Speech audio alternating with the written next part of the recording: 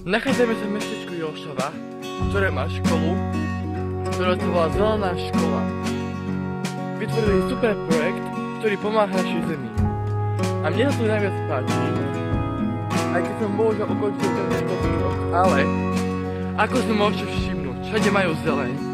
Je to krásna príroda, majú tu ešte aj merač na vzduch, a neviem, či to je ešte proste.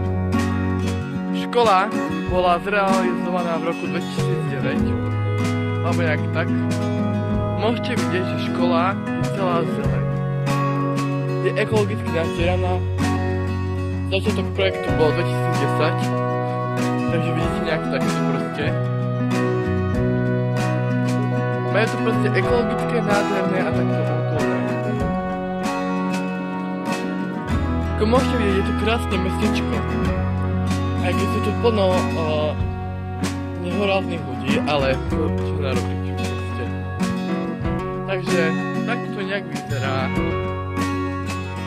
táto škola. Takže to bolo dneska všetko. Majte sa. A keď si chcete takýto viac vedieť o tejto škole, je si kontaktujem s riaditeľom školy, lebo som to videl. Poznajú ma to dobre, vedia, aký som, takže majte sa pekne, ľudkovia, a ja idem domov.